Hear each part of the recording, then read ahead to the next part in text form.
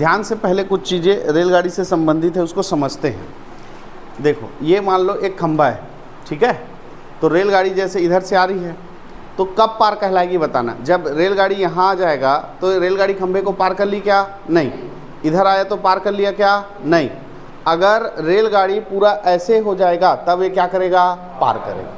यानी इस खंभे को पार करने में रेलगाड़ी को खुद की लंबाई का क्या करना पड़ता है? दूरी तय करना पड़ता है। तय करना पड़ा कि नहीं करना पड़ा? भाई यहाँ जाएगा तब भी वो पार नहीं कहलाएगा।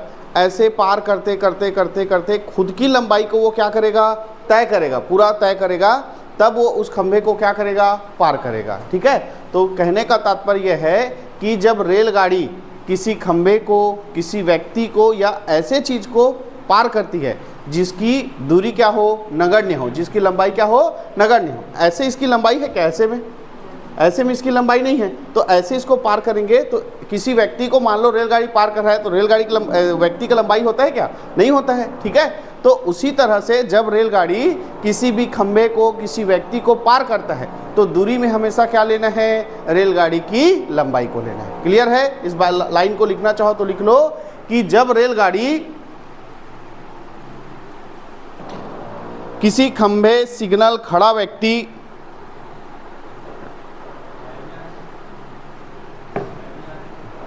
लाइव नहीं आ रहा है, रिकॉर्ड हो रहा है, बाद में डालूंगा यूट्यूब में। रेलगाड़ी जब किसी खंभे, सिग्नल, खड़ा व्यक्ति, सिग्नल, खंभा, खड़ा व्यक्ति, कोष्टक में लिखना जिसकी लंबाई नगण्य हो, जिसकी लंबाई नगण्य हो, को पार करने में लगी दूरी, को पार करने में लगी दूरी रेलगाड़ी के लंबाई के बराबर होती है। रेलगाड़ी के लंबाई के बराबर होती है। ठीक है, तो रेलगाड़ी जब किसी खंभे को, सिग्नल को या किसी खड़े व्यक्ति को, पक्का एक आध जन टोन्ही टोन्हा बैठे हो तुम मन,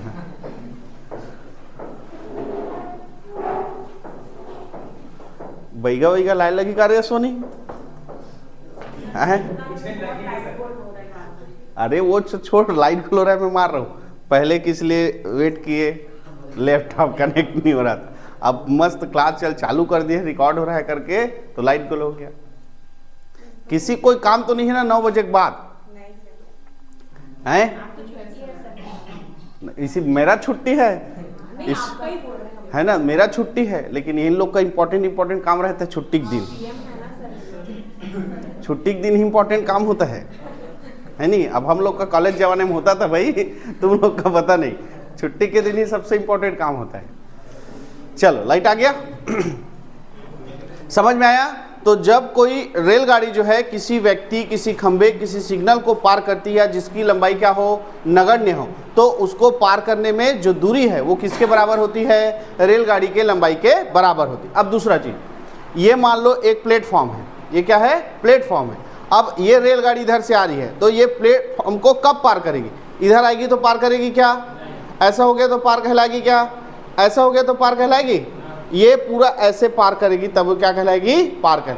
यानी इस प्लेटफॉर्म की लंबाई को भी उसने क्या किया? पार किया, और साथ ही खुद की लंबाई को भी इसने क्या किया?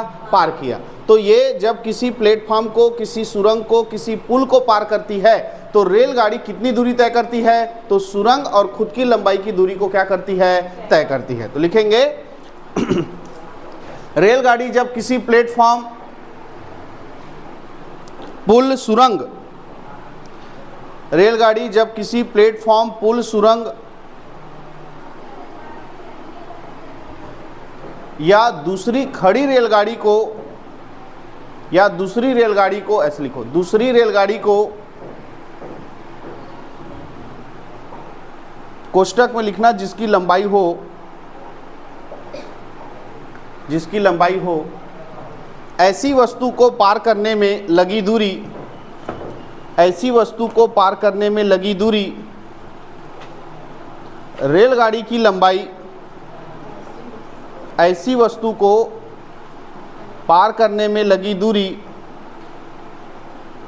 रेलगाड़ी की लंबाई और वस्तु के लंबाई रेलगाड़ी की लंबाई और वस्तु की लंबाई के योग के बराबर होती है।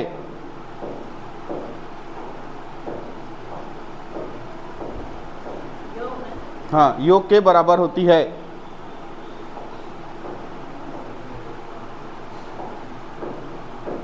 ठीक, चलो क्वेश्चन लिखते हैं पहला आज का। 90 किलोमीटर प्रति घंटे की चाल से जा रही 90 किलोमीटर प्रति घंटे की चाल से जा रही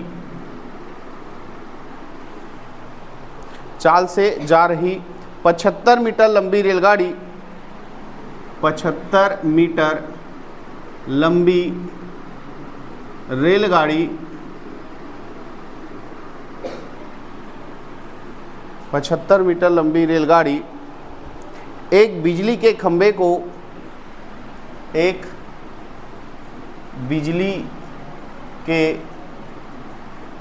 को कितने देर में पार करेगी? कितने देर में पार करेगी?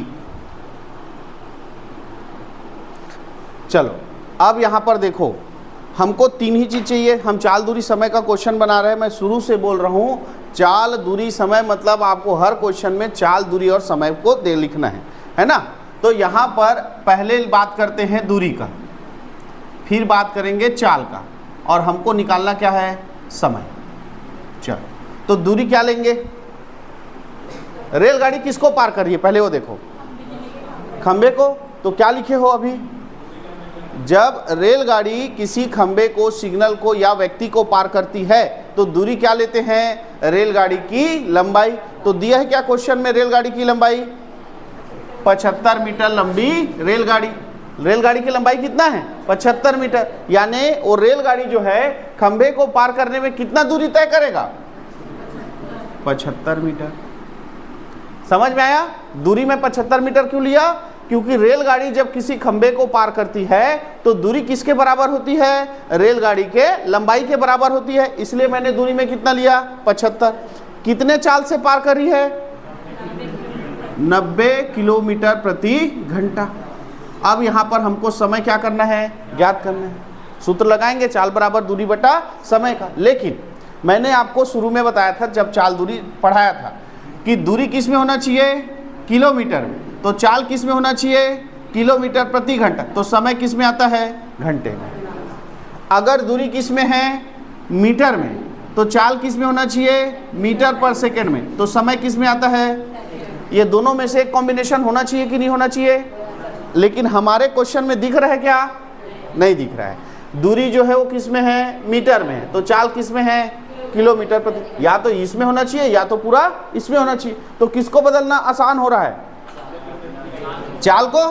कि चाल हमको पता है किलोमीटर प्रति घंटा रहता है, उसमें हम 5/18 का गुणा करते हो, किस में चेंज हो जाता है? मीटर प्रति सेकंड में। ये 18 कम 18 पंचे और 5 पंचे, तो कितना में चेंज हो गया? 25 मीटर पर सेकंड। अब देखो दूरी किस में हो गया? चाल किस में हो गया? तो समय किस में आएगा? क्लियर है? पहले ये चीजें करना जरूरी है, उसके बाद कुछ नहीं है। उसके बाद तो आपको पता है, सूत्र बचपन से रट्टा मार रहे हो। चाल बराबर दूरी बटा समय। चाल कितना रखे हो? 25। दूरी कितना है? और समय हमको क्या करना है? तो समय को इधर ला लो और 25 जो है इसके नीचे आ जाएगा। तो 25 से कम 25 दिया, कितने सेकंड में पार करेगा? ठीक है, तो ये समझ में आया ना? पहले इसको समझना जरूरी है। जब भी आप रेलगाड़ी वाला क्वेश्चन बना रहे हो तो पहले दूरी को देखो कि रेलगाड़ी किसको पार कर रही है। रेलगाड़ी जब किसी खंबे को, किसी व्यक्ति को, किसी सिग्नल को या ऐसी वस्तु को पार करती है जिसकी लंबाई क्या हो? नगण्य हो, तो रेलगाड़ी की लंबाई को ही किस में लेना? दूरी में। पूरा रेलगाड़ी जितना क्वेश्चन बनाएंगे उसमें यही करेंगे। अगर रेलगाड़ी किसी सुरंग को, किसी पुल को, किसी प्लेटफॉर्म को या किसी दूसरे रेलगाड़ी को पार कर रही है तो दोनों के लंबाई को जोड़कर यहाँ पर क्या लेना है? दूरी लेना है। सबसे पहला काम दूसरा काम यहाँ पे चाल देखना है कि जो रेलगाड़ी पार कर रही है उसका चाल लेना है। तीसरा काम ये है कि अगर ये मीटर में है तो ये किस में होना चाहिए, मीटर पर सेकंड, है ना। रेलगाड़ी की लंबाई हमेशा किस में होती है, मीटर। 1 किलोमीटर 2 किलोमीटर का रेलगाड़ी थोड़ी बना देंगे, है ना। प्लेटफॉर्म बनेगा वो भी कितने मीटर में ही बनता है, तो इसलिए हमेशा दूरी किस में रहेगा, मीटर में। तो चाल भी हमारा किस में रहना चाहिए, मीटर पर सेकंड में। तो समय जो आएगा वो किस में आएगा, सेकंड। क्लियर है। अगला क्वेश्चन बनाए। 100 मीटर लंबी रेलगाड़ी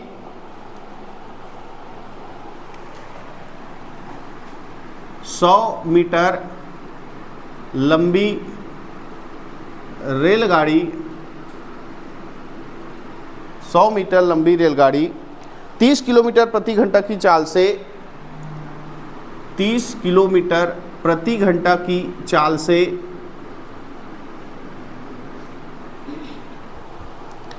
जाते हुए रेल लाइन के पास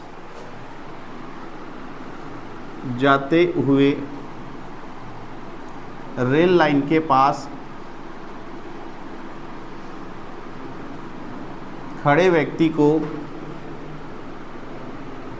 व्यक्ति को कितने देर में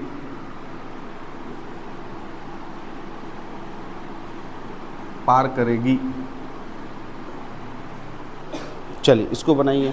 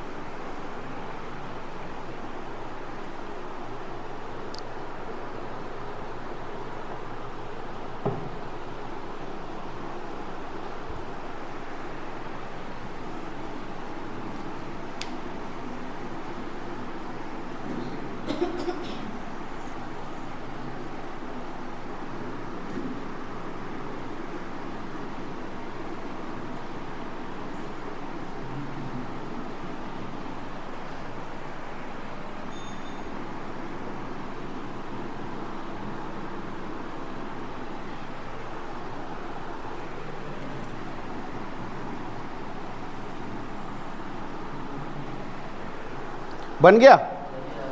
कितना आया, 12 सेकंड आया ना। देखो फिर वही दूरी लिखेंगे, चाल लिखेंगे और समय। अब क्वेश्चन को पढ़ते हैं। तो 100 मीटर लंबी रेलगाड़ी 30 किलोमीटर प्रति घंटा की चाल से जाते हुए रेल लाइन के पास खड़े व्यक्ति को कितने देर में पार करेगा। तो रेलगाड़ी किसको पार कर रहा है, खड़े हुए व्यक्ति को। तो व्यक्ति को जब पार करते हैं तो दूरी कितना लेते हैं, रेलगाड़ी की लंबाई को लेते हैं। तो कितना लेंगे दूरी, 100 मीटर। किस चाल से तय कर रहा है, 30 किलोमीटर प्रति घंटे की चाल से तय कर रहा है। ठीक है, अब ये समय निकालना है। तो देखो दूरी किस में है, मीटर में। तो चाल हमारा किस में होना चाहिए, मीटर प्रति सेकंड में। तो इसमें गुणा कर देंगे किसका, 5/18 का। कितने बार में चले जाएगा, 6 तिया 18 और 6 पंचे, तो ये कितना आ गया, 25/3 मीटर पर सेकंड। ठीक है, अब सूत्र लगाते हैं, चाल बराबर दूरी बटा समय। चलो चाल कितना निकाले हो अभी, 25/3। दूरी कितना है, 100, और ये बटा क्या आ गया, समय। ठीक है, पक्षांतर करें तो समय इधर आ जाएगा और इधर 100 गुणा 3 और बटा कितना आ जाएगा, 25। 25 से कम 25, 25 चौक 100 और 4 तिया 12 सेकंड में पार करेगा। क्लियर है। चले अगला क्वेश्चन लिखे। एक रेलगाड़ी की लंबाई 150 मीटर है।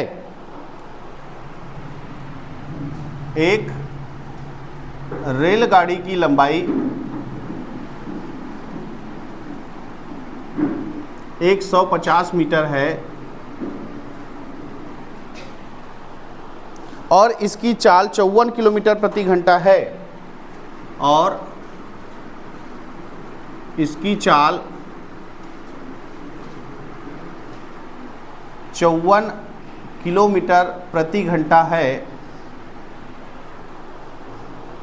वह रेल पटरी के किनारे पर खड़े व्यक्ति को, वह रेल पटरी के किनारे खड़े व्यक्ति को कितने देर में पार करेगी। चलिए बनाइए इसको।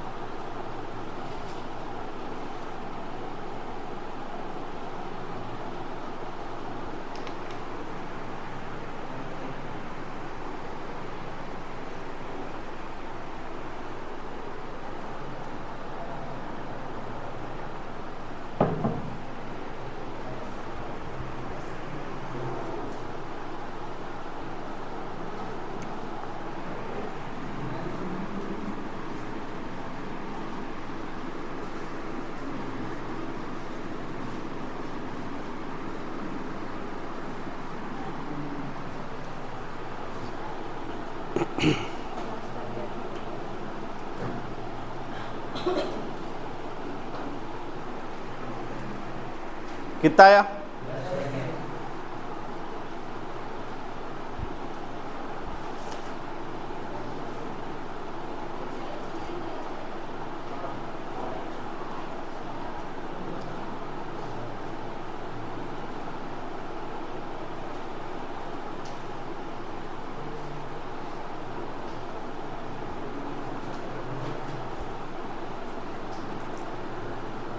सबका आंसर आया? चलो बनाएं। दूरी कितना लेंगे? दूरी कितना लेंगे? रेलगाड़ी की लंबाई कितनी है? 150 मीटर। चाल कितना दिया हुआ है? 54 किलोमीटर प्रति घंटा दिया हुआ है। ठीक है, तो इसको मीटर प्रति सेकंड में बदलेंगे तो 5/18। 18 दिया होता है क्या? 54।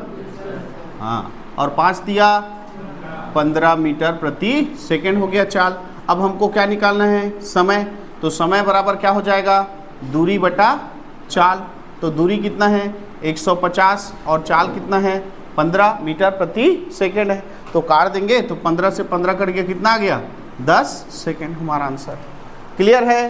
तो रेलगाड़ी जब किसी व्यक्ति को, किसी खंबे को, किसी सिग्नल को पार करेगा तो कितने समय में पार करेगा, ऐसा क्वेश्चन देता है तो बन जाएगा ऐसा से। अगला क्वेश्चन बढ़े, टाइप चेंज करो। 171 मीटर लंबी रेलगाड़ी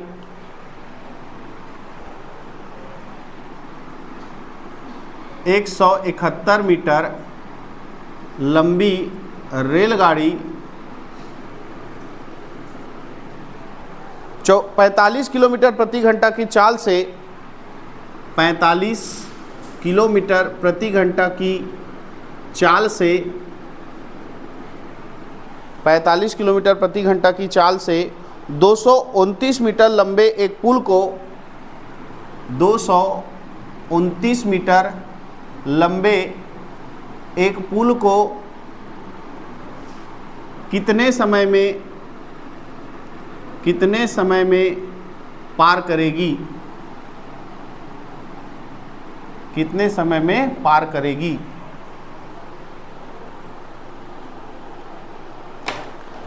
अब देखो, रेलगाड़ी जो है अब खंबे या व्यक्ति को पार नहीं कर रहा है, अब किसको पार कर रहा है?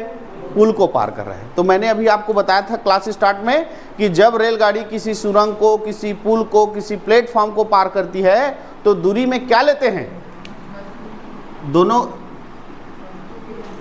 वस्तु की लंबाई और रेलगाड़ी की लंबाई दोनों का योग लेते हैं। तो यहाँ पर रेलगाड़ी की लंबाई कितना है? 171 और पुल की लंबाई कितना है? 229। चलो जोड़ दो इसको, कितना हो जाएगा? 400। ये लो 400 मीटर। दूरी कितना हो गया? 400 मीटर। यानी रेलगाड़ी को उस पुल को पार करना है तो कितनी दूरी तय करना पड़ेगा? 400 मीटर की दूरी तय करना पड़ेगा। किस चाल से?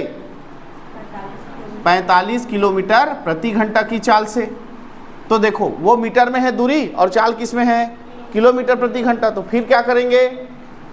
45 में गुणा कर देंगे किसका? 18 का किससे कट रहा है? 9 दूनी 18 और 9 पंचे 45, तो ये कितना आ गया? 25/2 मीटर प्रति सेकंड। अब आप समय निकाल सकते हो। समय बराबर क्या हो जाएगा? या आप सीधा लिखो चाल बराबर दूरी बटा समय। चाल कितना निकाले हैं? 25/2।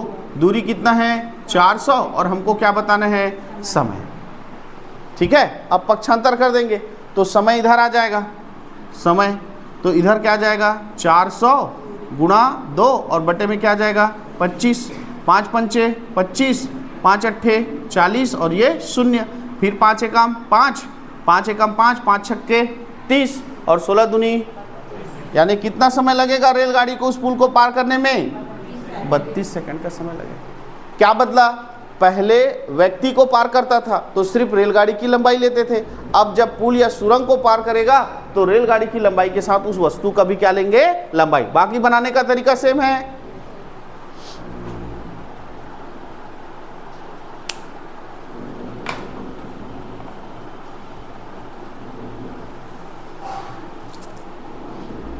,450 मीटर लंबी रेलगाड़ी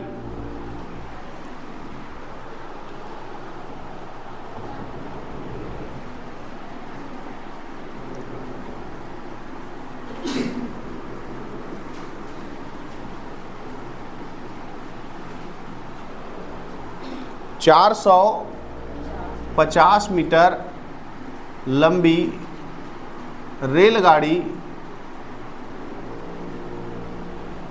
लंबी रेलगाड़ी 63 किलोमीटर प्रति घंटा की चाल से 63 किलोमीटर प्रति घंटे की चाल से 63 किलोमीटर प्रति घंटे की चाल से 250 मीटर लंबी सुरंग को 250 मीटर लंबी सुरंग को कितने देर में पार करेगी? सरल लग रहा है कि नहीं लग रहा है? किसी को डाउट है अभी तक के जितने सवाल किए उसमें?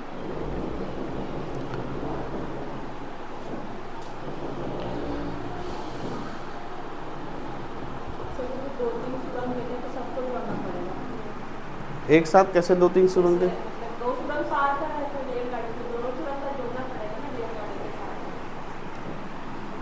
अगर दोनों सुरंग लगातार होंगे ऐसे, हाँ तब जोड़ सकते हैं। अलग अलग रहा तो नहीं है वो, ऐसा क्वेश्चन अलग अलग बनेगा।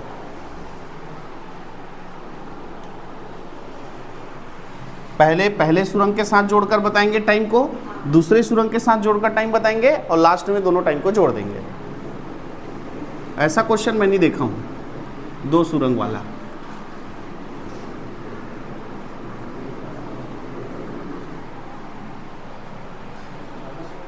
कितना आया बाकी लोग का?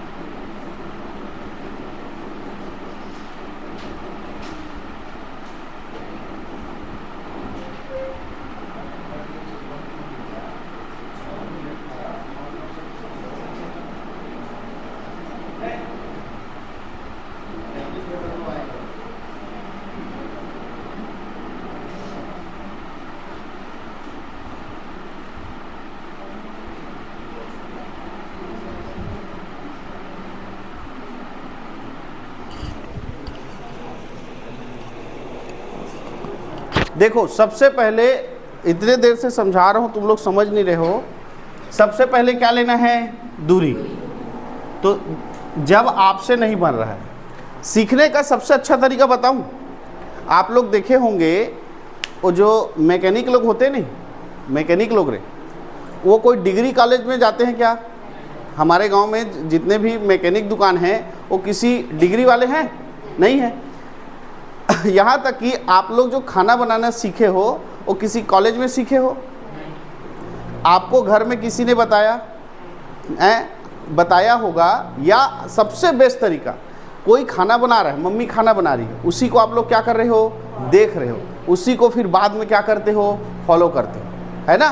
तो आप आसानी से उसको सीखते हो कि नहीं सीखते हो? दूसरा चीज़, बड़े बड़े ऑफिसों में देखना, जो चपरासी रहता है वो भला पढ़ा लिखा नहीं रहता है, लेकिन अपने बॉस को काम करते करते देख देख के पूरा कंप्यूटर चलाना सीख जाता है कि ऐसा ऐसा करते हैं, ऐसा ऐसा होता है करके, ऐसा होता है ना? तो वैसी ही जब आपको गणित बनाते नहीं बन रहा है तो आप अपना दिमाग मत लगाओ, जैसा मैं बना रहा हूँ वैसे ही आप लंबा बनाओ।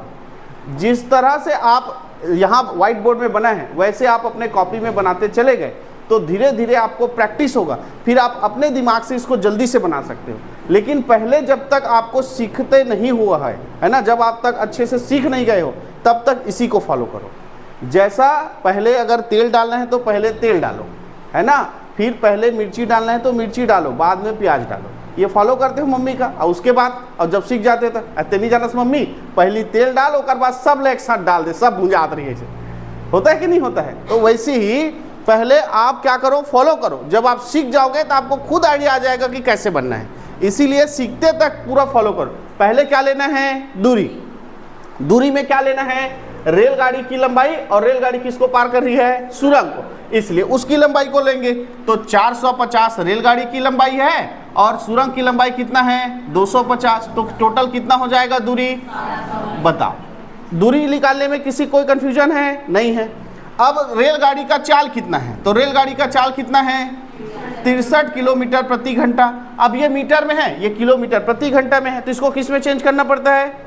मीटर प्रति सेकंड में। तो किसका गुणा करते हैं? 5/18 का गुणा करते हैं। ठीक है। अगर आपसे ये काटते नहीं बन रहा है मत काटो, इसको लिख दो क्या? मीटर प्रति सेकंड। क्लियर है? अब आपको क्या ज्ञात करना है? समय ज्ञात करना है, जो किस में आएगा? ये मीटर में हो गया, मीटर प्रति सेकंड में, तो समय किस में आएगा? सेकंड। अब आपका जन्म सिद्ध अधिकार वाला जो सूत्र रटे हो, चाल बराबर दूरी बटा समय।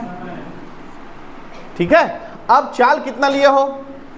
63 गुना 5/18। दूरी कितना है? 700, और समय यहां पर लिख दो समय। ठीक है। अब देखो ये समय इधर आएगा ऊपर की ओर, ये ऊपर ला दिए।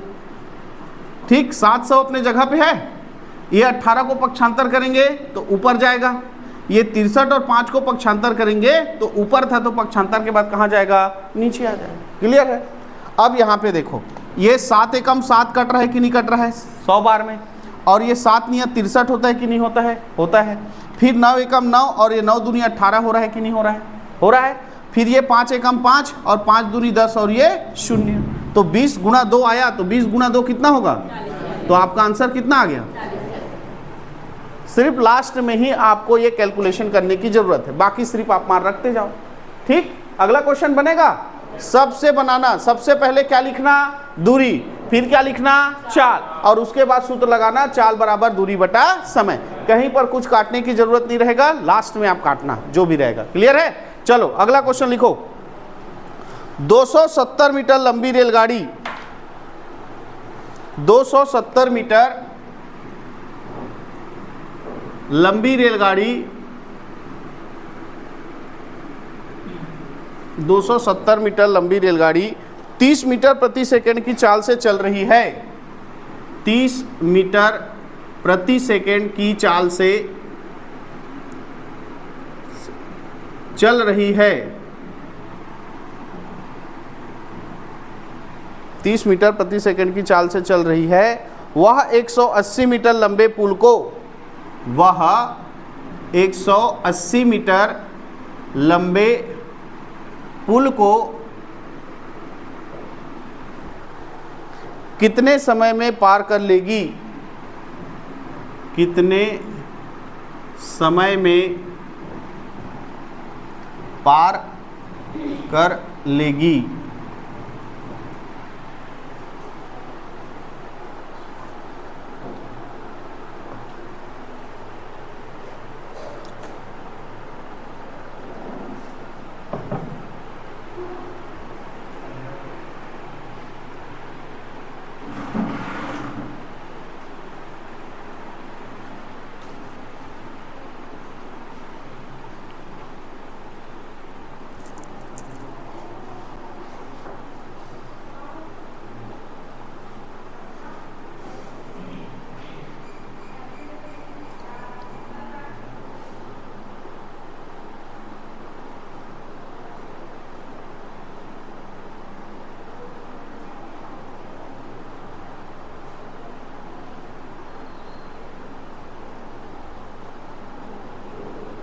कितना आया?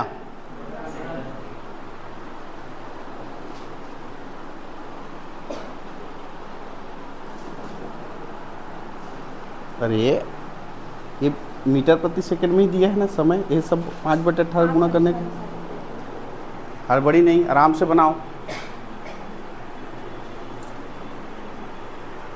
चलो 270 मीटर लंबी रेलगाड़ी 30 मीटर प्रति सेकंड की चाल से चल रही है। वह 180 मीटर लंबे पुल को कितने समय में पार करेगी? तो रेलगाड़ी किसको पार कर रही है? पुल को। तो दूरी में क्या लेंगे? रेलगाड़ी की लंबाई 270 और पुल की लंबाई 180, टोटल मिला के कितना हो जाएगा? 450 होगा क्या? 450 मीटर।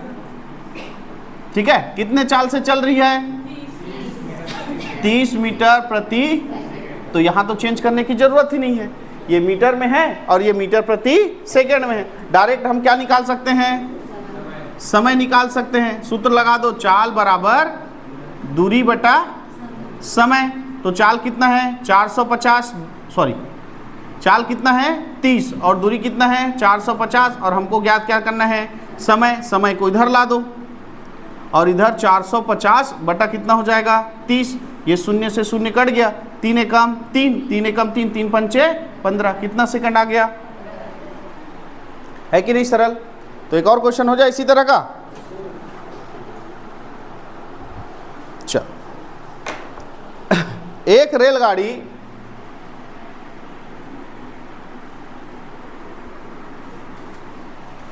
एक रेलगाड़ी 450 मीटर लंबे प्लेटफॉर्म को, एक रेलगाड़ी 450 मीटर लंबे प्लेटफॉर्म को 20 सेकंड में पार कर लेती है। 20 सेकंड में पार कर लेती है। यदि रेलगाड़ी 150 मीटर लंबी हो, यदि रेलगाड़ी 150 मीटर लंबी हो तो उसकी चाल ज्ञात करें। तो उसकी चाल ज्ञात करें। कोई दिक्कत नहीं है। अगर समय ज्ञात करने की जगह क्या दिया है, चाल ज्ञात करने दिया है, तो जैसा लिखते थे दूरी, चाल और समय वैसी ही लिखो, जो जो दिया है उसको लिखो और सूत्र में मार रखो।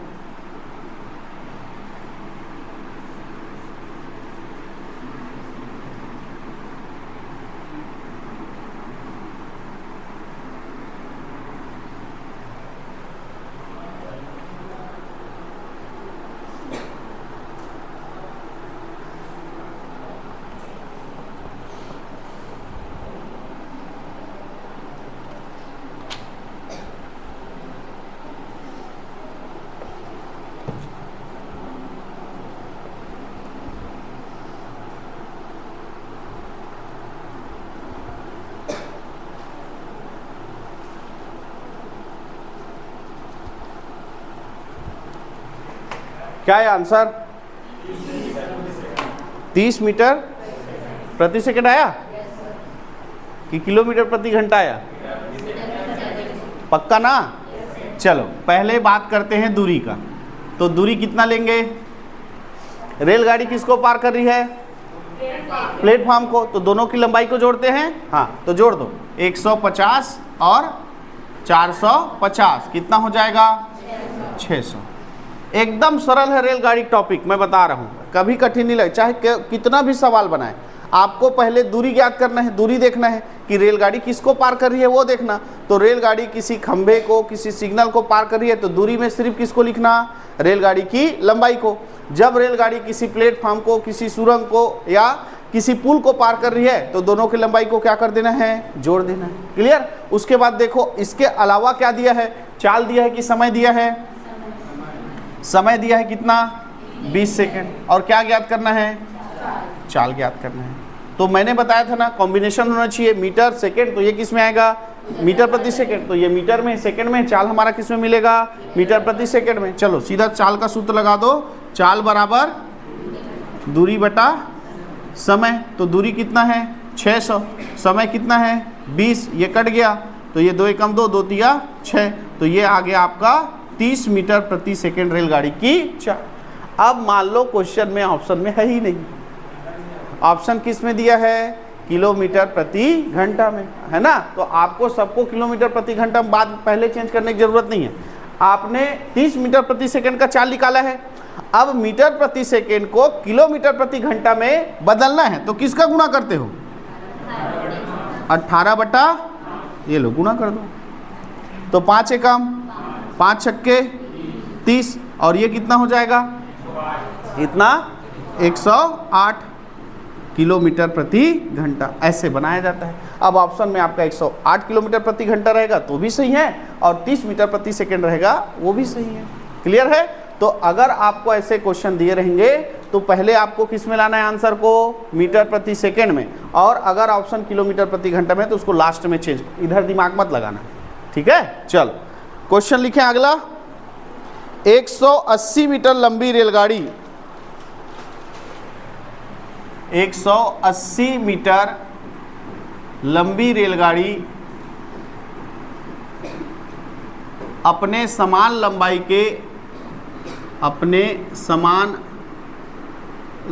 के प्लेटफॉर्म को पार करने में, प्लेटफॉर्म को पार करने में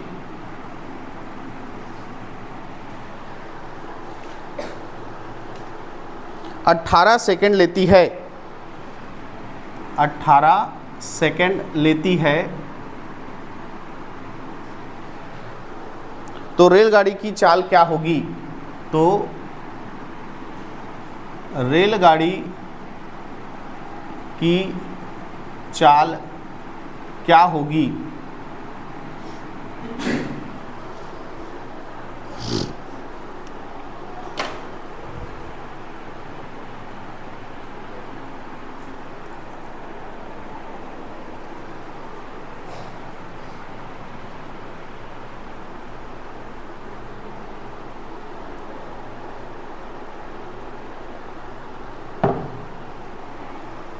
सब लोग CGL का फॉर्म भर लिए? एसएससी में सीजीएल का फॉर्म आया है वो जितने लोग नहीं भरे हो मेरे को मिलना क्लास के बाद।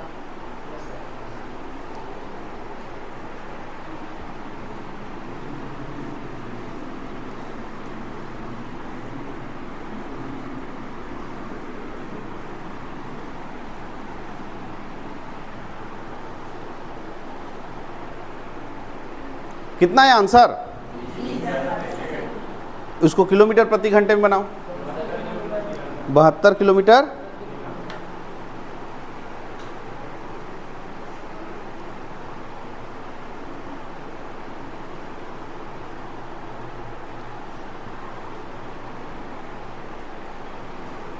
सब लोग का बन गया। चलो देखो पहले बात करते हैं किसकी। हाँ, तो रेलगाड़ी किसको पार कर रही है? अपने ही समान लंबाई की प्लेटफॉर्म को। यानी अगर 180 मीटर की लंबाई का रेलगाड़ी है तो 180 मीटर लंबाई का क्या होगा? प्लेटफॉर्म। दोनों को जोड़ेंगे टोटल कितना हो जाएगा? 360 मीटर की दूरी पार करना पड़ेगा। कितने समय में पार किया? 18 सेकेंड में पार किया। 18 सेकेंड दिया ना, 18 सेकेंड में पार किया। अब हमको चाल ज्ञात करना है तो चाल बराबर क्या होता है? दूरी बटा समय। तो दूरी कितना है? 360 और समय कितना है? 18 कम 18, 18 दूनी तो कितना आ गया? 20 मीटर प्रति सेकंड। लेकिन अगर ऑप्शन में क्या हो? किलोमीटर प्रति घंटा दिया हो तो 20 का गुणा किससे कर देंगे? 18 बटा 5 से कर देंगे। 5 एकम 5, 5 चौक 20 और 18 चौक कितना हो जाएगा? 72 किलोमीटर प्रति घंटा। क्लियर है? चलो अगला क्वेश्चन लिखो।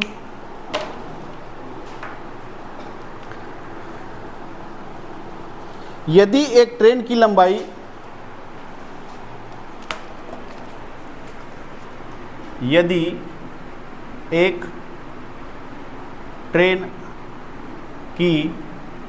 लंबाई 150 मीटर है, 150 मीटर है और वह किसी खंबे को 12 सेकेंड में पार करती है, 12 सेकेंड में पार करती है, तो ट्रेन की गति किलोमीटर प्रति घंटे में क्या है?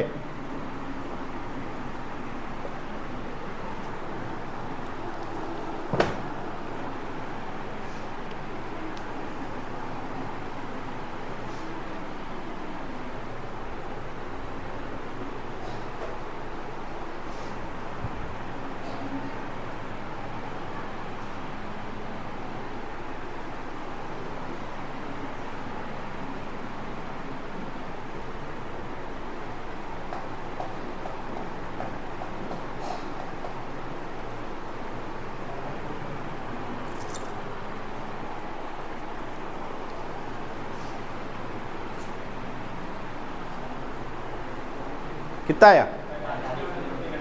45 किलोमीटर प्रति घंटा। ऑप्शन में है। सबसे पहले आप दूरी लिखो। कितना लेंगे दूरी को? कितना लेंगे? क्योंकि रेलगाड़ी किसको पार कर रही है? खंबे को पार कर रही है। तो जब खंबे को पार करती है तो दूरी सिर्फ क्या होता है? रेलगाड़ी की लंबाई 150। कितने समय में पार करती है? 12 सेकेंड में पार करती है। तो यहाँ पर सीधा हमको क्या ज्ञात करना है? चाल। तो चाल बराबर हो जाएगा दूरी बटा समय। तो दूरी कितना है? 150, समय कितना है? 12। कट रहा है क्या? सीधा 12 से 6 दूनी 12, 6 दूनी 12, 3 बचेगा, 6 पंचे 30 है ना। तो कितना आ गया? 25/2 मीटर पर सेकेंड। यही आएगा। ठीक है, अब इसको किस में चेंज कर देते हैं? किलोमीटर प्रति घंटा। तो 25/2 का गुणा किससे करेंगे? 18/5 से। तो 5 एकम 5, 5 पंचे 25, 2 एकम 2 और 2 निया 18। तो 9 पंचे कितना हो जाएगा? तो आंसर कितना आ गया 45 किलोमीटर प्रति घंटा। क्लियर है। तो रेलगाड़ी का जो सवाल बना रहे हैं केवल और केवल उसमें अभी तक ध्यान किस में रखना है, दूरी में रखना है कि रेलगाड़ी किसको पार कर रही है, उसके हिसाब से क्या लेना है, दूरी लेना है। बाकी जैसा हम चाल दूरी समय में पढ़ रहे थे कि तीनों में एक ही कॉम्बिनेशन होना चाहिए और जो नहीं दिया रहता था उसको ज्ञात करते हैं। 3 चीज़ों में हमको कितनी चीज़ें दी रही है, 2 दिया है और तीसरा ज्ञात करना है। इससे भी पहले देख रहे थे कि दूरी और चाल दिया रहता था, क्या ज्ञात करना रहता था, समय ज्ञात करना। तो 3 चीज़ों में कोई 2 चीज़ हमको दिया है, तीसरा क्या करना है, ज्ञात करना है। और ख़ास बात यही ध्यान रखना है दूरी। तो दूरी जब रेलगाड़ी किसी खंबे को, किसी सिग्नल को पार कर रही है तो केवल रेलगाड़ी की लंबाई लेना है, और जब किसी पुल को, सुरंग को, प्लेटफॉर्म को पार कर रही है तो दोनों की लंबाई को जोड़ के लेना है। और बाकी ये 3 चीज़ें हैं, इन 3 चीज़ों में 2 चीज़ आपको दिया है, तीसरा क्या करना है, ज्ञात करना है। तो इसी तरह से एक और क्वेश्चन लें, चलो।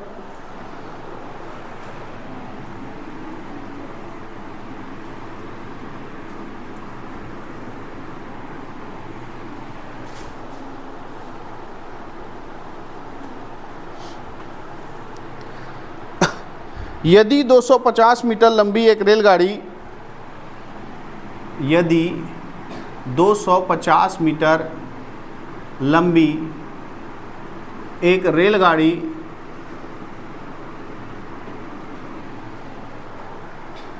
किसी खंबे को 15 सेकंड में पार करती है, किसी खंबे को 15 सेकंड में पार करती है तो ट्रेन की गति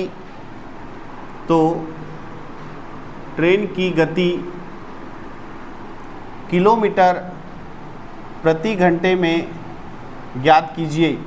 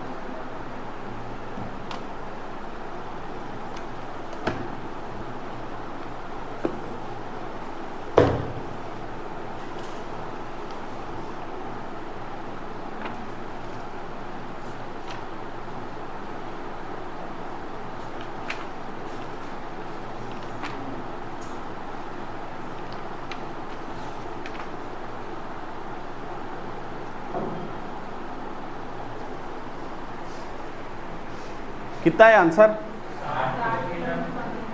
60 किलोमीटर प्रति घंटा। सबका आगे आंसर बताने की जरूरत नहीं है।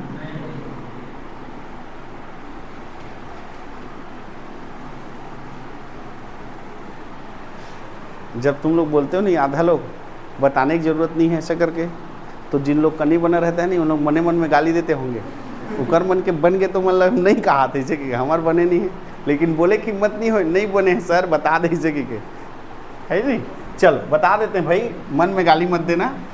यदि 250 मीटर लंबी एक रेलगाड़ी किसी खंबे को 15 सेकंड में पार करती है तो ट्रेन की गति ज्ञात कीजिए। रेलगाड़ी किसको पार कर रही है, खंबे को, तो दूरी कितना लेंगे, 250 मीटर रेलगाड़ी की लंबाई को ही दूरी लेंगे, है ना। कितने समय में पार करती है, 15 सेकंड में पार करती है। ठीक है, ये मीटर में सेकंड में है, तो जो चाल आएगा वो किस में आएगा, मीटर प्रति सेकंड में आएगा। तो चाल बराबर क्या होता है, दूरी बटा समय। तो कितना है दूरी, 250, और समय कितना है, 15। क्लियर है, 5 से काट दें, 5 दिया 15, 5 पंचे 25, तो कितना आ गया, 50/3 मीटर प्रति सेकंड। लेकिन हमें आंसर किस में देना है, किलोमीटर प्रति घंटे में। तो किससे का गुणा कर देंगे, 18/5 का। तो 5 एकम 5, 5 दहाम 50, 3 एकम 3, 3 छक्के 18, और 6 और 10 का गुणा करेंगे तो कितना हो जाएगा, तो आंसर कितना आ जाएगा, 60 किलोमीटर प्रति। तो रेलगाड़ी का सवाल बन जाएगा नहीं बन जाएगा, जिसमें आपको रेलगाड़ी की लंबाई दिया होगा, समय दिया होगा, चाल दिया होगा, ऐसा सवाल बन जाएगा।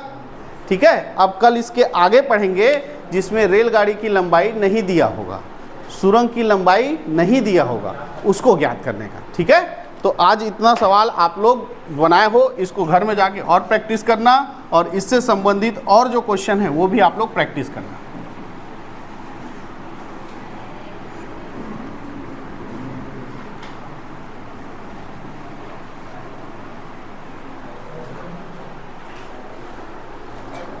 कैसे संजय, कहाँ हो गए?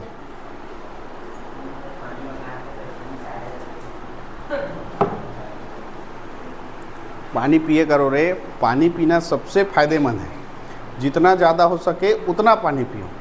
अगर आप पानी पीते हो जितना ज़्यादा हो सके, तो जो बीमारी, कई ऐसी बीमारी है जो आने वाली होती है वो नहीं आती है, और कई बीमारी ऐसा है जो कम पानी पियोगे तो ऑटोमेटिक आ जाता है ना, है बिना न्योता दे हाथ है नहीं, तब पानी पियो और बीमारी न्योता मत दो, है नहीं, सगा ही तिला पानी देख न्योता दो। ठीक है, चलो इतिहास की ओर बढ़ें।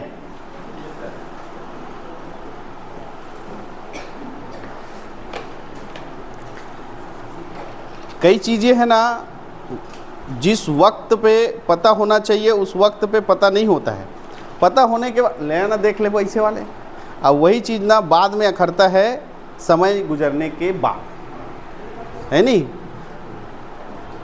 तो इसीलिए जो चीज़ आपको पता है, जिस चीज़ से आपको नुकसान है, उस चीज़ को जितना जल्दी हो सके छोड़ दो, है ना। जो आपको पता है कि यह चीज़ हमको बाद में जाके नुकसान दे सकती है, तो वैसे चीज़ करो ही मत ना जो आपको बाद में नुकसान। अभी मस्त है, बॉडी मस्त है नहीं, जितना लेना चाहते हो अल्कोहल ले सकते हो, कोई दिक्कत नहीं है, भारी मज़ा आता है नहीं, भारी मज़ा आता है। पर वो आप जो अल्कोहल लेते हैं, जितने भी लोग, आप लोग नहीं लेते हो, कोई और जो लोग लेते हैं उनकी बात कर रहा हूँ, है नहीं, तुम लोग तो शरीफ हो रहे ठीक है। तो उसमें क्या है, अभी आपका बॉडी एक्सेप्ट कर रहा है, मस्त मज़ा आ रहा है, नशे में झूम रहे हो, तो है कि नहीं, लेकिन बाद में वही अल्कोहल आपके बॉडी और आपके परिवार दोनों के लिए नुकसानदायक। अभी आप अल्कोहल पी रहे हो, पैसा जा रहा है कि नहीं जा रहा है, फालतू का पहला खर्चा, ठीक। उसके बाद उस अल्कोहल के कारण जो है परिवार में आपका अच्छा नहीं बनता है, दूसरा घाटा। तीसरा, उस अल्कोहल के चक्कर में आपको बीमारी हो गया, तो फिर पैसा जाएगा कि नहीं जाएगा, जाएगा, तो पूरा पैसा बर्बाद कर रहे हो। तो ये चीज़ पता है नहीं, पता है कि नहीं पता है। और ख़ास कर तो उसमें लिखा रहता है, जितने लोग नशा करते हैं ना, उसको मैं शंकर भगवान का अवतार मानता हूँ। कैसे बताऊँ, जितने भी नशीले पदार्थ हैं, वो गुटखा खाने वाले तो 11वें अवतार हैं भगवान के। रुद्र अवतार सुने नहीं, 11 रुद्र अवतार, हाँ, तो 12वें अवतार हैं जो गुटखा खाते हैं। कैसे, उसमें लिखा होता है कि जहर है, जितने पाउच लिखा रहता है नहीं, जहर है करके। अब जहर कौन खाता है बता दे भाई, जहर कौन पिया था? तो जो जहर को खा रहे हैं वो भगवान के कौन से अवतार है, 12वें अवतार है। तो पाउच खाने वाले लोग जो है वो मामूली आदमी नहीं है, वो कौन है, भगवान शंकर के अवतार है। ठीक है, वो बस अंतर इतना है, भगवान शंकर दुनिया को अच्छा रखने के लिए वो जहर को पिए थे, इन लोग दुनिया को पूरा रंग बिरंग करने के लिए क्या कर रहे हैं, पाउच खा रहे हैं बस। ठीक है, ऐसे लोग हैं इस दुनिया में। चलो, इतिहास में हम लोग कहाँ तक पढ़ लिए थे? टीका फैल गया क्या रे? ठीक है देखो, हर्षवर्धन की मृत्यु के बाद त्रिपक्षीय संघर्ष हुआ। त्रिपक्षीय संघर्ष हमने जितने भी राजा, जितने भी वंश थे, राष्ट्रकूट वंश, गुर्जर प्रतिहार वंश और पाल वंश, उसको पढ़ा। उसके बाद हमने देखा कि जो हर्षवर्धन को मारने वाला कौन था, पुलकेशिन द्वितीय, जो चालुक्य वंश था, उसको भी हमने पढ़ लिया। अब चालुक्य वंश का राजा पुलकेशिन द्वितीय को हराने वाला कौन था, पल्लव वंश का राजा नरसिंह वर्मन, उस पल्लव वंश को भी हमने पढ़ लिया।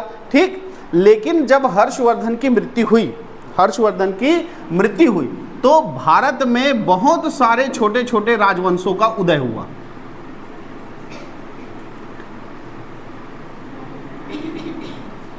देखो, हर्षवर्धन इधर राज्य कर रहा था, है ना, इधर जो है आपका गुर्जर प्रतिहार वंश था, इधर राष्ट्रकूट वंश था, इधर आपका चालुक्य वंश था, पल्लव वंश था, ऐसा सब था। अब हर्षवर्धन की यहाँ पे क्या हो गई, मृत्यु हो गई, और धीरे धीरे ये वंश लोग भी क्या होते गए, समाप्त होते गए।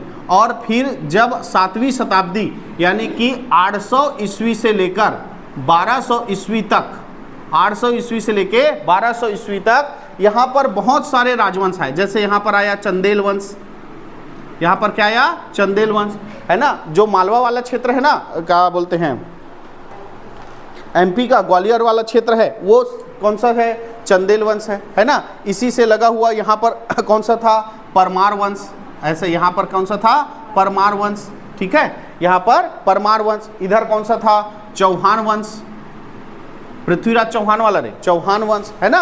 ऐसे बहुत सारे क्या हुए, राजवंश हुए। और ये सारे राजवंश जो है किस वर्ग से बिलोंग करते थे, अपने आप को राजपूत कहते थे। क्या कहते थे, राजपूत कहते थे। इसीलिए 800 से 1200 ईस्वी के बीच जिन राजवंशों ने भारत में शासन किया, उस समय को कहा जाता है राजपूत काल। क्या कहा जाता है, राजपूत काल। तो इसी राजपूत काल को आज हम लोग पढ़ेंगे, और इसी राजपूत काल जो 800 से 1200 ईस्वी के बीच को कहा जाता है, ये कहलाता है संक्रमण काल। इसी को ही क्या बोलते हैं, संक्रमण काल। और यही कहलाता है पूर्व मध्यकालीन काल। क्या कहलाता है, पूर्व मध्यकालीन काल।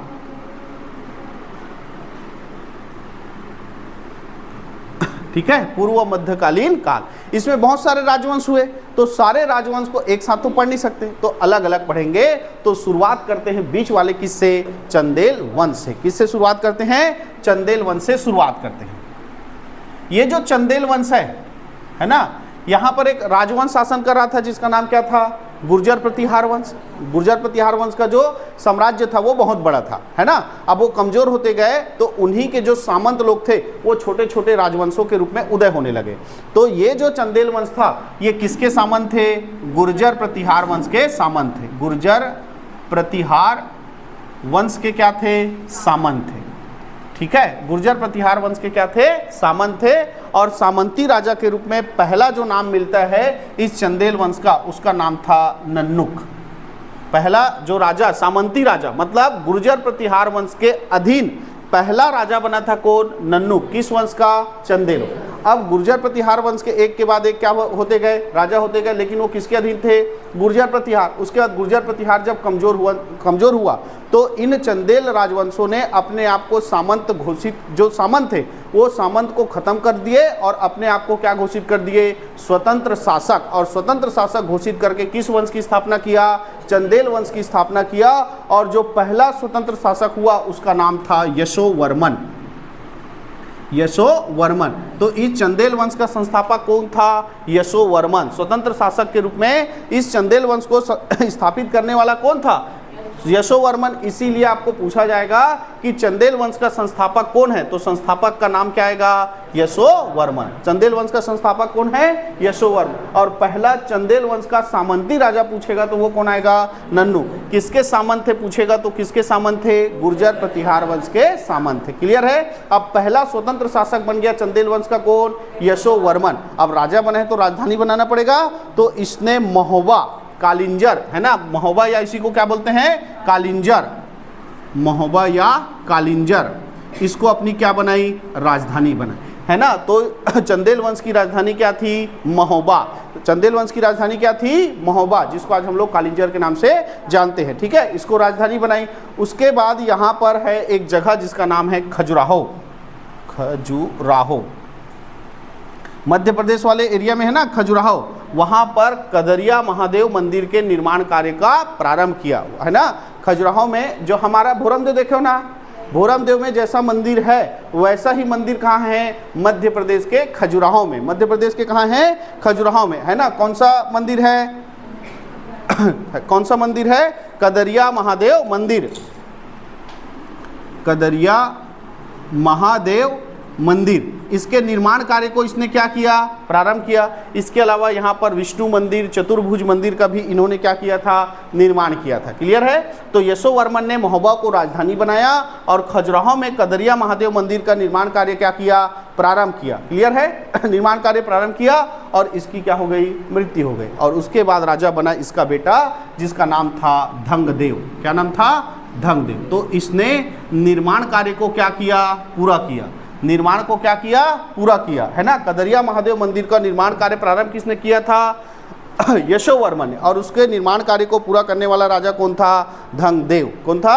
धंगदेव। और इसके बाद राजा का नाम मिलता है विद्याधर। विद्याधर। और भी राजा हुए होंगे, लेकिन प्रसिद्ध राजा को ही पढ़ेंगे, बहुत लंबा समय तक चला है, 800 से 1200 ईस्वी तक ये चंदेल वंश था। ठीक है, तो देखो जब चंदेल वंश का राजा कौन था? विद्याधर। चंदेल वंश का राजा कौन था? विद्याधर था। तब विदेशी आक्रमणकारी लोग आ चुके थे, मुस्लिम आक्रमणकारी लोग आ चुके थे, और उसी एक मुस्लिम आक्रमणकारी का नाम था महमूद गजनवी। महमूद गजनवी। ये महमूद गजनवी क्या करता था? भारत में आक्रमण करता था, उस राज्य के राजा को हराता था, लूट लेता था, पूरा राज्य को तबाह कर लेता था और वापस चला जाता था। ठीक है, तो इसका इतना खौफ था कि कन्नौज का उस समय राजा था प्रतिहार वंश का राज्यपाल। कन्नौज का प्रतिहार वंश का राजा कौन था? राज्यपाल। इस राज्यपाल ने बिना लड़े महमूद गजनवी की क्या कर ली? अधीनता स्वीकार कर ली। समझ में आ रहा है क्या बोल रहा हूँ? महमूद गजनवी भारत पर क्या करता था? आक्रमण करता था। तो कहाँ आक्रमण किया उसने? कन्नौज पर। कौन राजा था उस समय? राज्यपाल। आक्रमण किया, तो इस राज्यपाल को इससे लड़ना चाहिए था कि नहीं लड़ना चाहिए था? लड़ना चाहिए था, है नहीं भाई? लेकिन बिना लड़े इसने क्या कर लिया? अधीनता स्वीकार कर लिया। मैं नहीं लड़ू दादा, तो जेल लेना है तेन लेक जैसे कर। कौन? राज्यपाल। ये बात पता चला किसको? विद्याधर। दिमाग खराब हो गया, है ना, कि तू राजा है, अपने प्रजा के हित के लिए, राज्य के लिए तुम्हें क्या करना चाहिए? लड़ना चाहिए, लेकिन तुमने क्या किया? अधीनता। तुमको राजा रहने का कोई अधिकार नहीं करके विद्याधर ने किसको मार दिया? इस राज्यपाल को मार दिया। सिर्फ किस लिए? कि तुमने बिना लड़े क्या किया? अधीनता स्वीकार। ये बात पता चला किसको? महमूद गजनवी। महमूद गजनवी समझ गया कि इस भारत में इस विद्याधर से पंगा लेना क्या है? ठीक नहीं है। जो मेरा अधीनता स्वीकार किया उस राजा को ही निपटा दिया, तो कितना शक्तिशाली होगा, तो मैं उससे लड़ने जाऊंगा तो मैं भी क्या हो जाऊंगा? मारा जाऊंगा, हार जाऊंगा।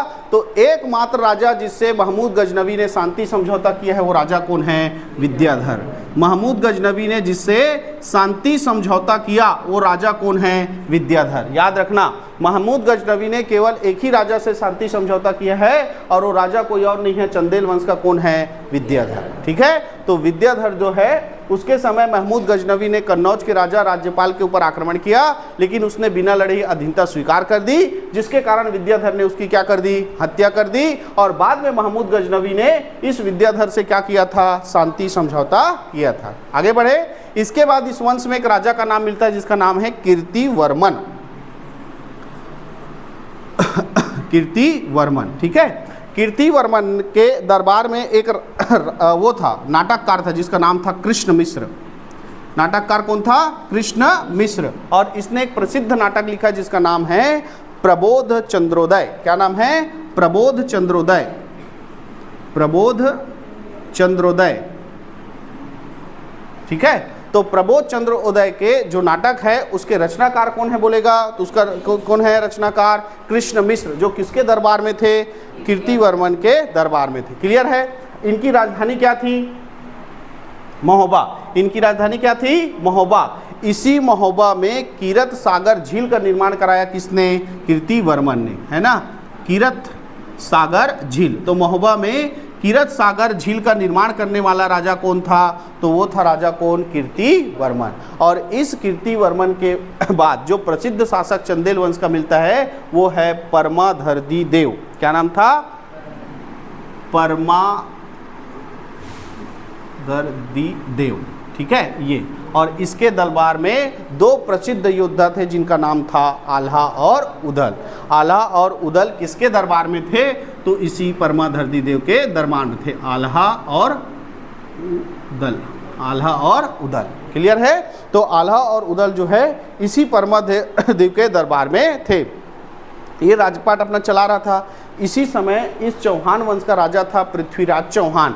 उस पृथ्वीराज चौहान ने इसके ऊपर क्या कर दिया? आक्रमण करके इसको क्या कर दिया? पराजित कर दिया। उसके बाद चौहान वंश का जो राजा था पृथ्वीराज चौहान, वो पराजित हो गया किससे? मोहम्मद गौरी से। और मोहम्मद गौरी का सेनापति था कुतुबुद्दीन ऐबक। देखो, अभी हम शुरुआत किए हैं इस गुप्त का राजपूत काल का पहला राजवंश। जब सारे राजवंश को पढ़ लेंगे ना तो सारा कनेक्शन क्या हो जाएगा? समझ में आ जाएगा। देखो, जब चंदेल वंश का राजा कौन था? परमाधरदी देव। तो चौहान वंश का राजा कौन था? पृथ्वीराज चौहान। और उसी समय भारत पर आक्रमण कर रहा था कौन? मोहम्मद गौरी। ये महमूद गजनवी अलग, ये पहले आया, और उसके बाद आएगा कौन? मोहम्मद गौरी। ठीक है, तो मोहम्मद गौरी ने आक्रमण किया था भारत पर, तो उसने किसको हराया था? पृथ्वीराज चौहान को। पृथ्वीराज चौहान को, और पृथ्वीराज चौहान को हराकर पूरे भारत पर क्या किया था? कब्जा कर लिया था। और अपना एक व्यक्ति जो है भारत में छोड़ के गया था जिसका नाम था कुतुबुद्दीन ऐबक। और उस कुतुबुद्दीन ऐबक ने इस चंदेल राज्य के राजाओं को हरा दिया और पूरा चंदेल राज्य को समाप्त करके पूरा क्या कर लिया था? कब्जा कर लिया। क्लियर है? तो इस परमाधर देव को पृथ्वीराज चौहान ने पराजित किया, और बाद में इसके जो राजा हुए उसको कुतुबुद्दीन ऐबक ने पराजित कर इस चंदेल वंश को पूरी तरह से क्या कर दिया? समाप्त कर दिया। और मुस्लिम साम्राज्य में पूरा जो है ना, जो वहाँ पर दिल्ली सल्तनत चलेगा, है ना, वहाँ पर इस चंदेल वंश को क्या कर लिया? शामिल कर लिया। तो इस तरह से जो चंदेल वंश था, जो गुर्जर प्रतिहार वंश के सामंत के रूप में उदय हुए थे, और पहला सामंती राजा कौन था? नन्नुक था। और पहला स्वतंत्र शासक के रूप में यशोवर्मन ने इस वंश की स्थापना की और राजधानी बनाया था किसको? महोबा को, जिसको आज हम लोग कालिंजर के नाम से जानते हैं। और इसी यशोवर्मन ने खजुराहो में कदरिया महादेव मंदिर के निर्माण कार्य की क्या की? शुरुआत की। और इस मंदिर के निर्माण कार्य को पूरा किया अगले राजा किसने? धंगदेव ने। क्लियर है? इसके बाद प्रसिद्ध राजा मिलता है चंदेल वंश का कौन? विद्याधर। इस विद्याधर के समय किसने आक्रमण किया भारत पर? महमूद गजनवी ने। और कन्नौज के परिहार वंश का राजा था राज्यपाल, जिसने बिना लड़े इसकी क्या कर ली? अधीनता स्वीकार कर ली, जिसके कारण विद्याधर ने किसको मार दिया? राज्यपाल को मार दिया। और इस महमूद गजनवी ने विद्याधर से क्या किया? शांति समझौता किया। राजा है कौन? कीर्तिवर्मन, जिसके दरबार में कृष्ण मिश्र जी रहते थे, एक कवि थे, लेखक थे। इन्होंने प्रबोध चंद्रोदय नाम से एक नाटक का क्या किया है? रचना किया है। और इस कीर्तिवर्मन ने महोबा में कीरत सागर झील का क्या किया है? निर्माण किया है। इसके बाद प्रसिद्ध राजा मिलते हैं चंदेल वंश का परमाधर्दी देव, जिसके दरबार में कौन थे? आल्हा और उदल थे। इसको पृथ्वीराज चौहान ने पराजित किया, और बाद में जो है कुतुबुद्दीन ऐबक ने इस वंश के राजाओं को पराजित कर चंदेल वंश को क्या कर दिया? समाप्त कर दिया। क्लियर? चंदेल वंश। चंदेल वंश से लगा हुआ कौन सा वंश है? परमार वंश। तो अगला पढ़ते हैं किसके बारे में? परमार वंश के बारे में।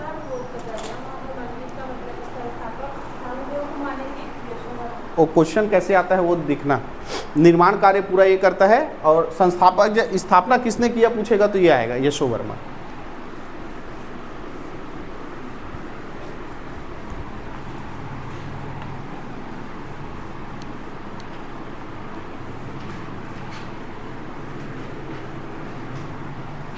इसको ना लाइन से अच्छे से पढ़ो, नहीं तो बता रहा हूँ पूरा राजा इधर उधर होगा।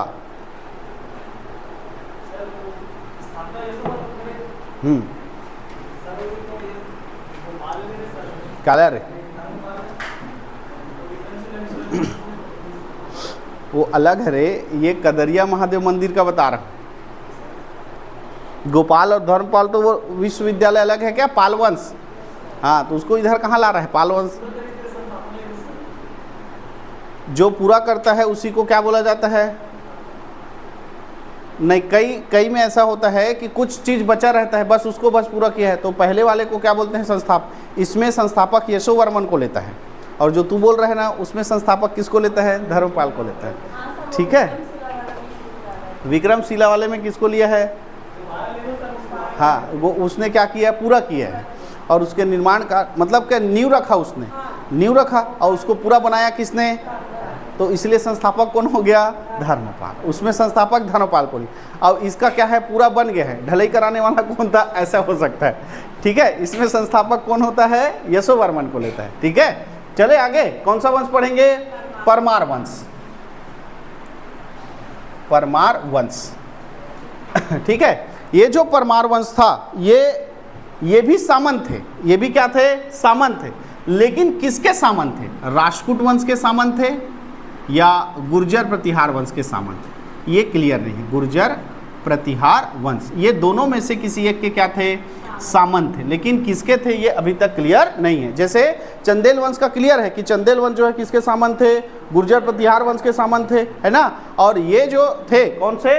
परमार वंश, ये भी सामंत थे, लेकिन या तो राष्ट्रकूट वंश के सामंत रहे होंगे या गुर्जर प्रतिहार वंश के क्या रहे होंगे, सामंत रहे होंगे। और सामंती राजा के रूप में जिन्होंने इस परमार वंश की स्थापना की उसका नाम था उपेंद्र। उसका नाम क्या था, उपेंद्र। ये पहला क्या हुआ, सामंती राजा हुआ। और जिसने अपने आप को स्वतंत्र शासक घोषित किया, मैं किसी के अधीन नहीं हूँ, मैं क्या हूँ, स्वतंत्र शासक हूँ, और अब किसका संचालन करूँगा, परमार वंश का संचालन करूँगा, ऐसा कहकर जो पहला स्वतंत्र शासक हुआ परमार वंश का, उसका नाम था सीसक। उसका नाम क्या था, सीसक। उसका नाम क्या था, सीसक। क्लियर है। और इनकी राजधानी थी उज्जैन या धारा। इनकी राजधानी क्या थी, उज्जैन या धारा। उज्जैन या धारा इनकी क्या थी, राजधानी थी। क्लियर है। इसमें प्रसिद्ध जो राजा था उसका नाम था याक्यपति मुंज, सॉरी वाक्यपति मुंज। वाक्यपति मुंज, वाक्यपति मुंज। ये प्रसिद्ध राजा, प्रसिद्ध इसलिए क्योंकि इसने दो प्रमुख राजवंश के राजाओं को पराजित किया। एक कलचुरी वंश के राजा युवराज द्वितीय को पराजित किया इसने। कलचुरी वंश के राजा, कलचुरी राजा किसको पराजित किया, युवराज द्वितीय को पराजित किया। कलचुरी वंश के राजा युवराज द्वितीय को पराजित करने वाला परमार वंश का राजा कौन था, वाक्यपति मुंज था। क्लियर है। इसके अलावा एक वंश था जिसका नाम था चालुक्य वंश, पढ़े थे, चालुक्य वंश। और इस चालुक्य वंश में एक राजा था जिसका नाम था तैलप द्वितीय। क्या नाम था, तैलप द्वितीय। तो चालुक्य वंश का राजा तैलप द्वितीय बार बार किसके ऊपर आक्रमण करता था, वाक्यपति मुंज पर। 6 बार पराजित किया। किसको, तैलप द्वितीय को इस वाक्यपति मुंज ने 6 बार पराजित किया। इसको समझ जाना चाहिए था ना, 6 बार हार गया हूँ, नहीं जीत सकता करके, लेकिन ये नहीं माना बेईमान। और फिर वापस 7वीं बार आक्रमण किया किसका, वाक्यपति मुंज पर। अब ये वाक्यपति मुंज का दिमाग खराब हो गया, ये बार बार आ जाते मूल डिस्टर्ब करे बार। तो 7वीं बार जब आक्रमण किया तो इस तैलप द्वितीय को वाक्यपति मुंज ने क्या कर दिया, मार दिया। 6 बार हराने के बाद 7वें बार में इसको क्या कर दिया, मार दिया। तो ये प्रसिद्ध राजा है परमार वंश का कौन, वाक्यपति मुंज, जिसने कलचुरी वंश के राजा युवराज द्वितीय को और चालुक्य वंश के राजा तैलप द्वितीय को 6 बार पराजित कर 7वें बार में उसकी क्या कर दी, हत्या कर दी। क्लियर है। इस परमार वंश का सबसे प्रसिद्ध राजा है राजा भोज। राजा भोज परमार वंश का सबसे प्रसिद्ध राजा कौन है, राजा भोज। ठीक है। तो इसने भी कई राजाओं को पराजित किया। जैसे इसने चालुक्य नरेश विक्रम चतुर्थ को पराजित किया। चालुक्य राजा किसको पराजित किया, विक्रम चतुर्थ को पराजित किया। कलचुरी राजा और गांगेयदेव को पराजित किया। तो इसने भी कलचुरी राजा को पराजित किया जिसका नाम क्या था, गांगेयदेव। क्या नाम था, गांगेयदेव। और इसने भी किसको पराजित किया, चालुक्य राजा को पराजित किया जिसका नाम क्या था, विक्रमदेव चतुर्थ। विक्रमदेव चतुर्थ, इसको भी इसने क्या किया, पराजित किया। तो देखो विक्रमदेव चतुर्थ है, विक्रमदेव चतुर्थ को इसने क्या किया, पराजित किया। क्लियर है। पहले इनकी राजधानी उज्जैन थी, बाद में इसने धारा नामक नगरी की क्या की, स्थापना किया। और इसी धारा नगरी की स्थापना कर इसको क्या बनाया, राजधानी बनाया। ठीक है। तो धारा की स्थापना कर राजधानी बनाने वाला राजा कौन था, राजा भोज था। ठीक है। धारा नगरी की स्थापना करने वाला राजा कौन था, राजा भोज। और इसी ने ही उसको क्या बनाया, राजधानी बनाया। इस धारा में उन्होंने एक सरस्वती मंदिर का क्या किया, स्थापना किया। सरस्वती मंदिर का क्या किया, स्थापना किया। धारा में सरस्वती मंदिर का क्या किया, स्थापना। बाद में कुतुबुद्दीन ऐबक क्या बनेगा, भारत का राजा बनेगा। मुस्लिम सत्ता आएगी तो जो कुतुबुद्दीन ऐबक के समय धारा के सरस्वती मंदिर को क्या कर दिया जाएगा, तोड़ दिया जाएगा। और वहाँ पर कमाल पासा मस्जिद का क्या किया जाएगा, निर्माण किया जाएगा। क्लियर है। तो यहीं पे दोनों याद कर लो कि धारा में सरस्वती मंदिर का स्थापना किसने किया, राजा भोज ने किया। धारा का जो सरस्वती मंदिर है उसको किसने तोड़वाया, कुतुबुद्दीन ऐबक ने। और वहां पर क्या बनवाया, कमाल पासा का मस्जिद। क्या बनाया, कमाल पासा के मस्जिद का क्या किया, निर्माण किया। क्लियर है। धारा के बाद इसने एक और शहर बसाया जिसका नाम था भोजनगर। क्या बनाया, भोजनगर, है ना।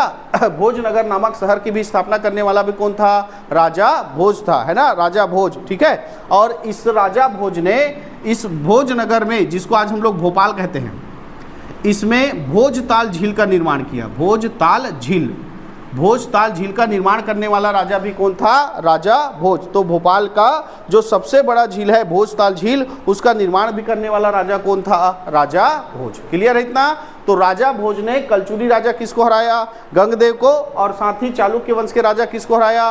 विक्रम चतुर्थ को हराया। इसने धारा नगरी की स्थापना की और उसको अपनी क्या बनाई? राजधानी बनाई। वहां पर सरस्वती मंदिर का स्थापना किया, जिसको कुतुबुद्दीन ऐबक ने तुड़वाकर कमाल पाशा मस्जिद का क्या किया? निर्माण कराया। और इसने भोजनगर बसाया और यहीं पर ही भोजताल झील का क्या किया? निर्माण किया। क्लियर है? अब देखो, कलचुरी वंश से इनका पहले से टेंशन चल रहा है, लड़ाई है ना, इसने भी हराया, वाकपति मुंज ने भी हराया, और इस राजा भोज ने भी कलचुरी राजा को हराया। तो कलचुरी राजा जो है, यहाँ पर एक राजवंश होगा सोलंकी राजवंश। कौन सा वंश आएगा? सोलंकी। तो कलचुरी और सोलंकी मिल गए, कलचुरी और सोलंकी क्या हो गए?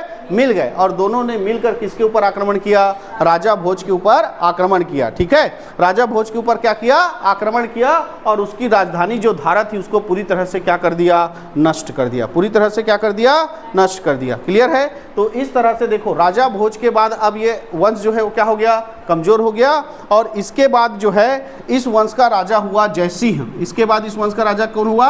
जयसिंह। और जयसिंह जो है वो शत्रुओं के समक्ष क्या कर देता है? आत्मसमर्पण कर देता है, और पूरा जो है इसका क्षेत्र जो है वो शत्रु लोग क्या कर लेते हैं? अधिकार कर लेते हैं। क्लियर है? तो इस तरह से परमार वंश भी क्या हो जाता है? समाप्त हो जाता है। समझ में आया परमार वंश? तो परमार वंश के बारे में स्पष्ट जानकारी नहीं मिलती है कि वो किसके सामंत थे। वो या तो राजपूत के सामंत थे या तो गुर्जर प्रतिहार वंश के सामंत थे। और पहले सामंती राजा के रूप में नाम मिलता है किसका? उपेंद्र का। और इस परमार वंश का जो पहला स्वतंत्र शासक हुआ उसका नाम क्या था? शीशक, है ना। और इनकी राजधानी उज्जैन या क्या थी? धारा थी। इसमें प्रसिद्ध राजा हुआ वाकपति मुंज, जिसने कलचुरी राजा युवराज द्वितीय को और चालुक्य वंश के राजा तैलभ द्वितीय को 6 बार हराने के बाद 7वीं बार में उसकी क्या कर दी? हत्या कर दी। और सबसे प्रसिद्ध राजा है कौन? राजा भोज, जिसने कलचुरी राजा गंगेदेव को और चालुक्य वंश के राजा किसको? विक्रम चतुर्थ को क्या किया? पराजित किया।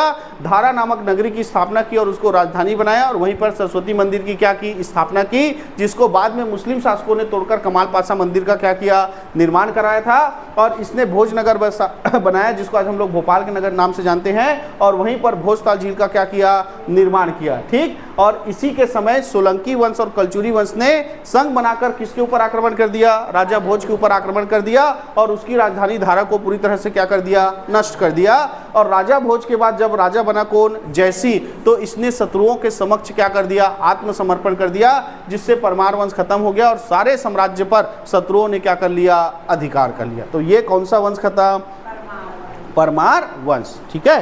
परमार वंश के बाद जो अगला वंश हम पढ़ सकते हैं वो वंश है कौन सा? सोलंकी वंश। लेकिन आज 2 वंश में इतने राजा हो गए हैं कि इसको याद भी तो करने हैं, है ना। तो ज़्यादा पढ़ लेंगे तो फिर इधर का उधर हो जाएगा, है नहीं। पता चला हम जो है परमार वंश को चंदेल वंश में लिख रहे हैं, चंदेल वंश को परमार। जैसे मेरे से कई बार मिस्टेक हो जाता नहीं, सरनेम लिखते लिखते वर्मा साहू बोल डालता हूँ और साहू को वर्मा, तो वैसे ही हो जाएगा, गड़बड़ हो जाएगा। इसलिए आज 2 ही वंश को रखते हैं। बाकी जो राजपूत काल के बचे हुए वंश हैं उसको पढ़ेंगे कल। आज के लिए इतना ही।